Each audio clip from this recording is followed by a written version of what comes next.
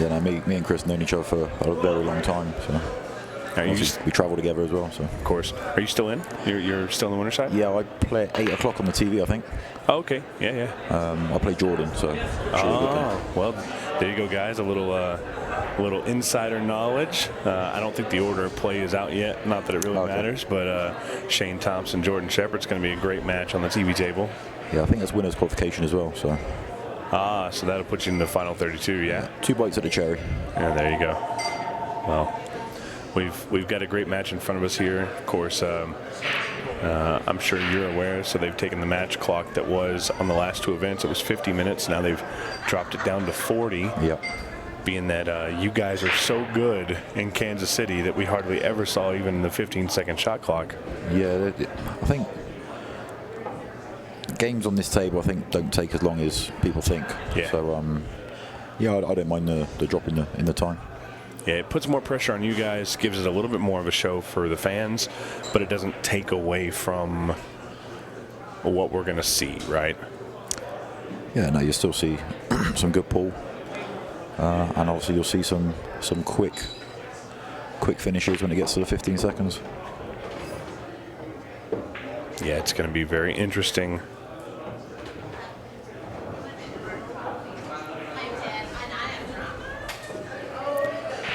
Chris has tied a few balls up there with that shot. You won't be happy there. Yeah, Chris is really good at manufacturing things to happen on the table, kind of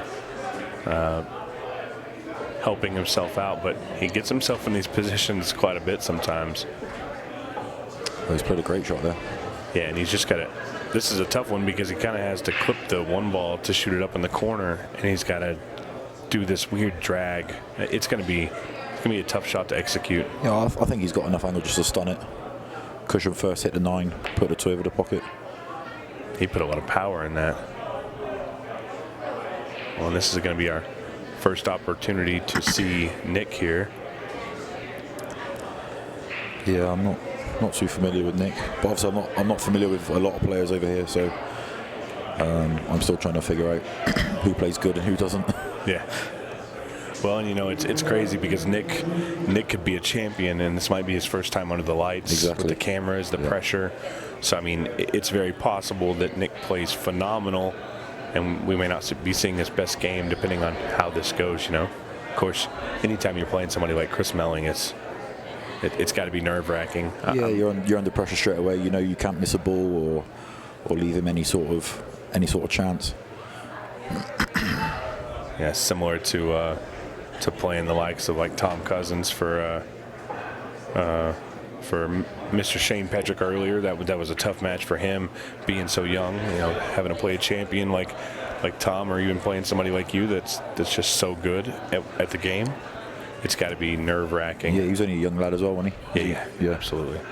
So I'm guessing he's here for the juniors and just played in the Open as well. Yeah, so he's playing the juniors in the Open. So he's still in the juniors, obviously on the B side of the Open. That's one thing that Wow. What a shot that was. Yeah. And you see Chris kind of toss his hands up like, oh, I made the great shot, but I left myself bad. You see him do that a lot, but you know, he does it all the time. He could be dead perfect, and he'll still have a moan about something. Yeah, Chris is he's good entertainment, that's for sure. He is, and in off the table, he's just as much fun. I mean, we went out Thursday night, and he really is a funny guy. He's going for what you guys would call the treble. Treble, yeah. I think on this table you can't really do that at the moment because obviously it has a new felt. It's too slick. It slides. It is crazy. You can do it, but the way you would do it normally, you can't. Yeah. You'd have to miss it bad like you normally would, and it would go because of the slickness. He would have had to have probably hit second diamond there for it to be anywhere near. Well, and Nick here has an opportunity, had a real close brush with the 8-ball. That is, that's the things that can happen when you play somebody like this. You trick yourself into making silly mistakes. Uh-oh, we've got a... Yeah, I think he hit the 10 with his shirt. Yeah. We do play all ball fouls here, so unfortunate there for Nick. Sometimes when it rains, it pours. I definitely like the all ball fouls. I think it promotes good dress in tournament settings. Yep. Which I think is something that we lack in. I mean, if you foul, you foul at the end of the day. In my opinion. So. But having shirts tucked in and stuff like that, that's something you have to do here, playing all ball fouls. Yep. And I think that's a good thing to have people dressed well. So obviously we all want to be comfortable, but at the end of the day, if we're trying to do this at a high level, you want to look good and have decent clothing on.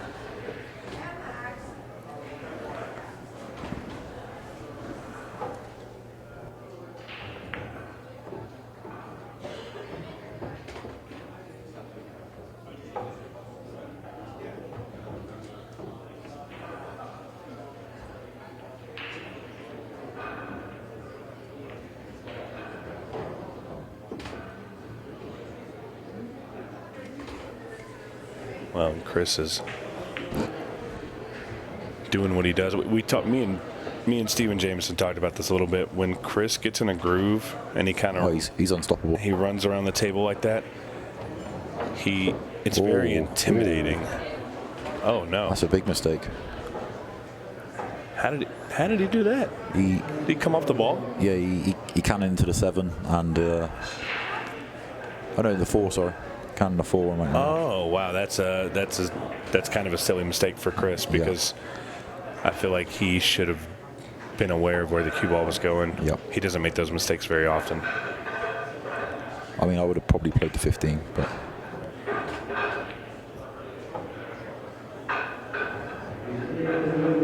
well, as we see Josh here, I'm sorry, Nick. I'm sure he's going to be very aware of where his fingers, his hands, his shirt is. Oh. Maybe rushed it a little bit. This is something that I've discussed in full with a lot of people. I think that if you've never played with a shot clock, I think you don't realize how long 30 seconds is. It's a long time.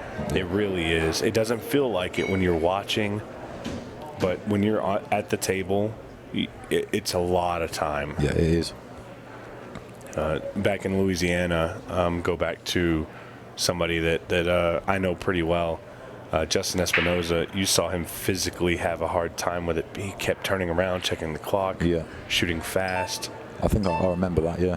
And Justin's a phenomenal player, but he's definitely not a shot clock player. Yeah. So it really got to him, and I think that's what we're seeing a little bit here with Nick, which is unfortunate because I'm sure he plays well enough. But I think the shot clock is getting to him just a little bit. Obviously, he's got the world up against him with his opponent, the shot clock, and everything else. So he's got to play the 1 now. Yeah, 1. Stun the ball dead. 1 to the 4. He can kind of do that stun down from the 4 to the 5. Just don't over. That's perfect. I like playing the stun out because I don't want to go towards the corner pocket. Yeah. A lot of players will try and push this with top and it'll send their cue ball towards that corner pocket. I think with top, I think you could probably get in the middle of the middle diamond. Yeah. Kind of like that. Yeah, perfect. Well, and Nick here with an opportunity to get on the board. And it looks like he's going to be able to do that. Perfect. Yeah, there we go. And Nick's got a little bit of a fan base here. You hear some USA chants. He has had your number a little bit. He's played very, very well. You were up a little bit on the match. You had some things go wrong for you that normally wouldn't. But I mean, you guys had a heck of a match. It was a great way to start off the shootout.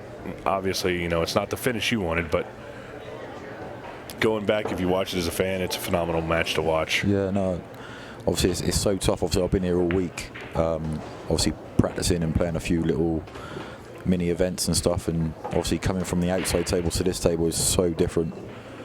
And obviously it takes a few racks just to get used to the pace and the slide and everything like that. So yeah, it's a big difference. Yeah.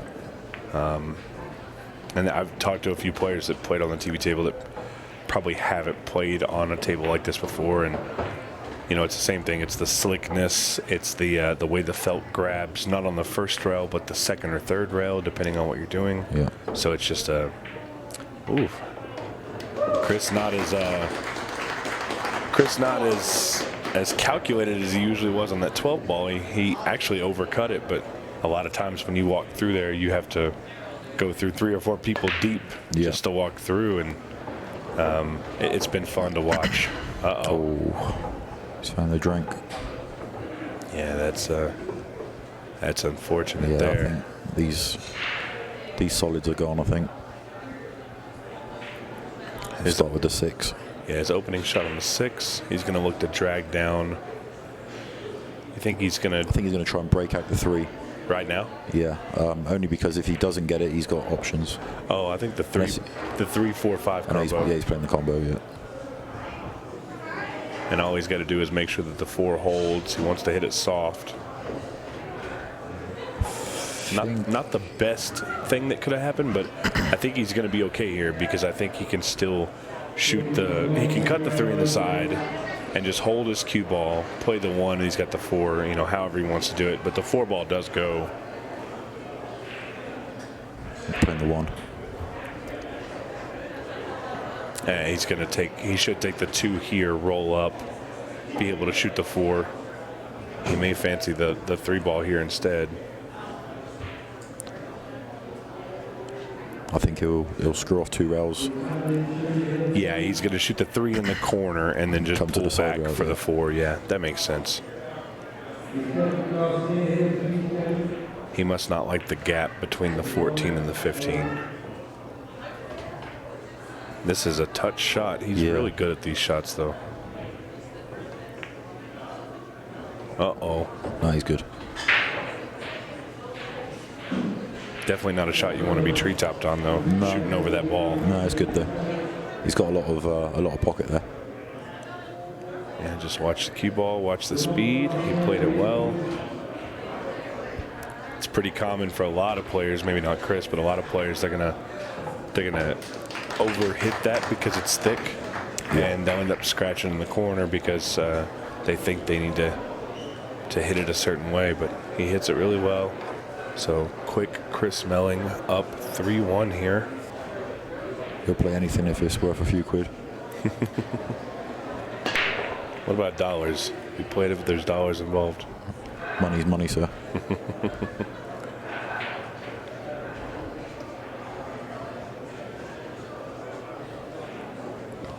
Let's come up dry on the break. Yeah, Nick's going to have an opportunity here, but he's got some issues that he's going to have to work out. It's not a tic-tac-toe rack, that's for sure. Nah, it's all on this first shot.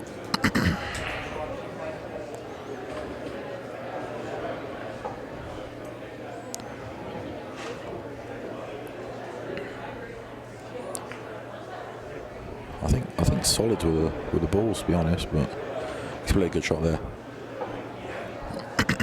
Yeah, the hard part about this one is that 9, 15, 12, 10 area. And I feel like you want to tackle that early. If you're going to take these stripes, you need to tackle it early. Yep. I don't like leaving it for the last set of balls. I think he's made a good decision here. Yeah, I think the 11, he's got to leave. Well, I think now he's going to be forced to play. I mean, he could play the 15-9. Yeah, I think I would. Because I think it carries, if he misses, I think it carries holding the 9 ball in front of the pocket.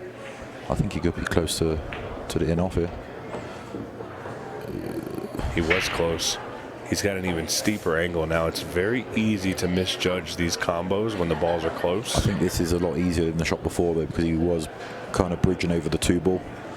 So I think he's in a better spot now, but the only thing I'm worried about is where's the cue ball going.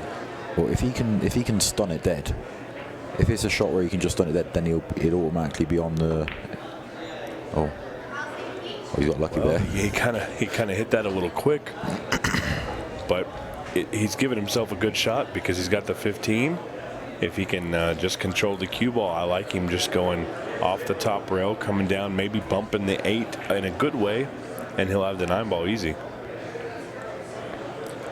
Don't want to bump it like that. Oh, luck's a little on his side right now. Yeah. If he hits any more of that 8 ball, he's behind the 9. So got very fortunate there. The 8 ball does go in the side pocket. He wants to watch the shirt. Yeah, he's good here. And he had a little bit of a rough start, but clearly Nick plays a little good. He's got a little fortunate, but that's pool. Yeah, he can pop balls. Off the 7. Let's talk a little bit more about that fortunate. I'd rather be lucky than good any day. Yeah, I'd like to see Chris's face right now, though. And then I get a front row seat to the action. Oh, he's got a matching break and T-shirt, polo. It's probably his favorite color, I would assume. It is actually a nice color, to be fair. It is. That is a pretty cue. It's at the Rush, I think. I've seen some wacky break cues here this week. I've seen a pink one. Yeah, that's going to be one of the new brands of break cues that they have out. I think they have gold ones, blue ones, red ones, pink ones. Some mad colors going on. Yeah, well, the European side of things, you guys usually have it's more traditional wood colors and nothing too fancy. Just stick with me on a black breech and I'm happy. I think I'm going to have to get a hold of a Tom Cousins playing cue and break cue, because I think I may end up coming over there and trying out some European 8 ball, English 8 ball at some point. Yeah, you'll have to put some time in for that one. The pockets are going to get you. Probably. And the cue ball will get you massively. Well, it will play like you wouldn't believe. I'm definitely going to have to figure it out. Everything hits wide. So, like, let's say you've got how can we work it? Let's say you've got the 8 ball's a cue ball and the 11 ball, and you play that plain ball. On this table, you're probably hitting in the middle of the 2 diamonds. The middle diamond and the first diamond. Yeah. On our tables with our balls, you're probably hitting between the first diamond and the corner pocket. Oh yeah, because it's small, it's going to deflect more off. It pushes away. Well, I have to figure out how to manage that. Yeah, you just manipulate with side a little bit, that's all. Talking about manipulating with side. That's what's just happened there. Nick putting a chunk of English on that ball. Yeah, he put a big stroke on that, and he's gone too far. I actually think this is okay. Oh, I don't think he can get through there. I think he's going to kick it one rail. I think he can make the good hit, but I'm not at the table. He is. Look at this. Oh, wow. That was a great effort. Not only a great effort, but you hear the crowd. They're clearly behind him. It's. I wonder if he's local. The crowd are really behind him. He must be. See if I can get some information on Mr. Nick Waughtal. There's a couple of big cheers for him, so he must be fairly local at least, or maybe a big group of players from an area have come. Traveling, yeah, that's very possible. Because I've spoken to a few people and they've done some serious driving this weekend. Yeah, that's something that when a good event comes to town, everybody will travel. So he's actually, if this is the same gentleman, I think it is, he's actually from Independence, Missouri. Okay. So he's done some good traveling. So he clearly must have brought a good group with him, where everybody's kind of playing. Kansas City, Missouri. Our European Ultimate Pool president is clapping for Chris there. Oh yeah. And it looks like we're going to get to I see some more matches that are coming up on our TV table. Justin Bergman will be playing Damian Pongpanik. Is that tonight as well, yeah? That'll be later on, yeah. So We know we've got Shane Thompson. We know we've got Bergman, Jordan Shepard, Damian, all good players. They're all going to be on the TV table later tonight. Yeah, I think I got told I'm on at 8 o'clock, so I think there'll be a game before me and then I think maybe 2 after me. Yeah, we've got a little bit of a break after this, but it's all good because we'll be back later tonight with some more action for you. Chris here with a nice little play off. He wasn't sure it was going to go. And we're at the 20-minute mark of this match. Yeah, I think 40 minutes is plenty of time. I think it's just enough to make it different from the shootout, where it's not so tight, but you're also adding a game on the race. So yeah, I think 40 is a good spot.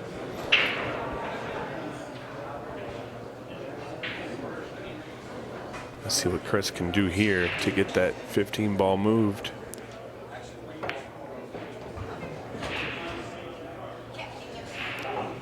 That's a great shot. Is he on the 15?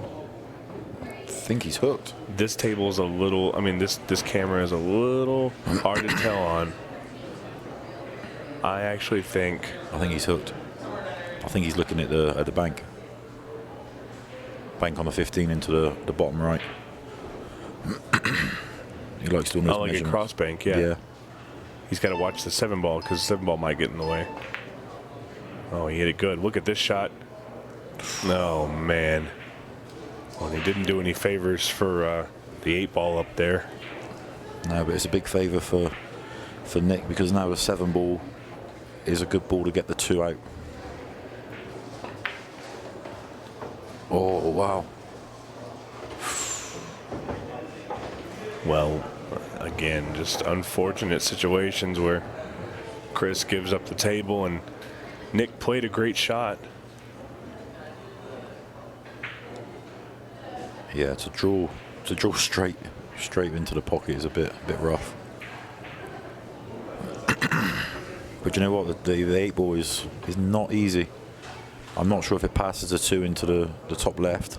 Well, here's what I think is about to happen. I think he's going to shoot this 11 ball. I think he needs to be where the 6 is. If the cue ball if he can get to where the 6 is. Play one right. Oh, right. What's he doing here? That I don't know. Oh, he's giving himself a big angle. Wow. So he's going to come behind the 3. He's going to try and come behind the 3 at a less steep angle, so he can come directly into the 2 ball. If he hits the 2 full or cushion first, a lot of good things can happen here. There's also some bad stuff depending on the speed. If he bumps the 2 perfect, I don't think he'll hit it hard enough for that.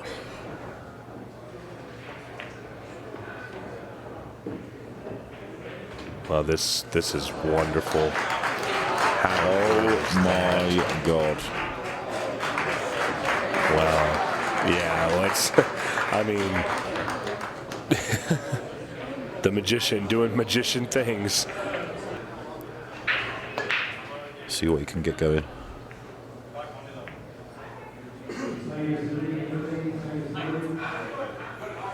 So dry break.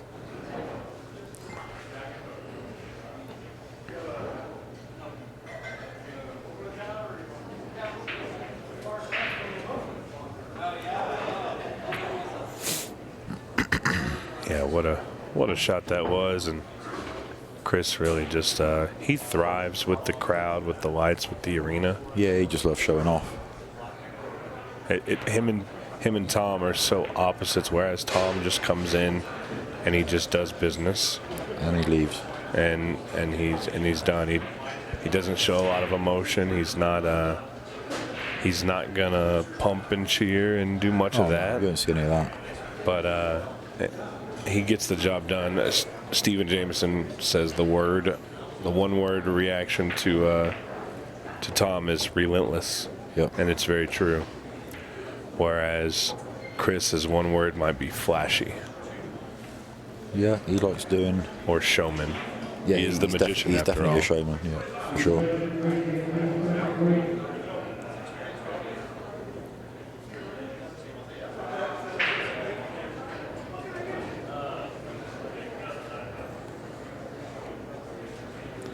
think if he drops it dead weight, I think he's all right.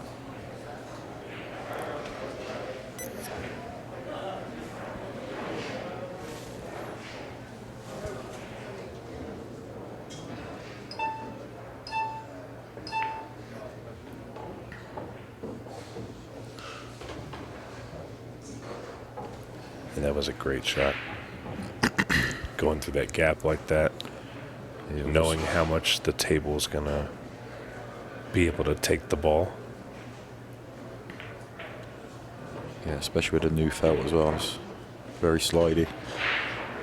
And he's got a perfect shot here. He's just going to stun up. That's a shot that Chris does really well. It's just being able to stun the ball. Just kills the cue ball. Yeah. And here it is. He's going to get on the hill in this winner's side match of the Colorado Open.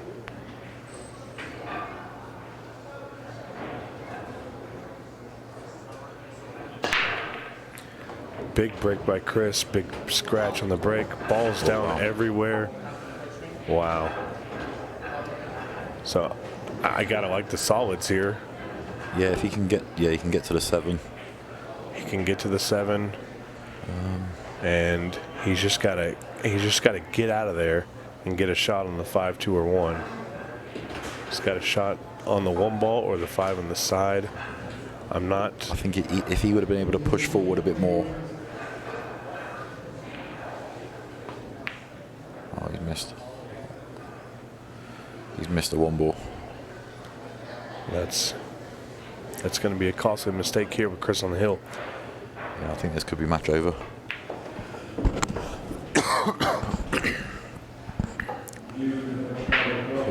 My throat is very dry. It's Denver, Colorado, man. I bought chapstick for the first time in probably 15 years. Yeah, I got some the other day as well. My lips are still a bit cracked, but yeah, my throat is so dry. It didn't help when I slept the aircon on last night, but I forgot to turn it off. Yeah, that'll do it.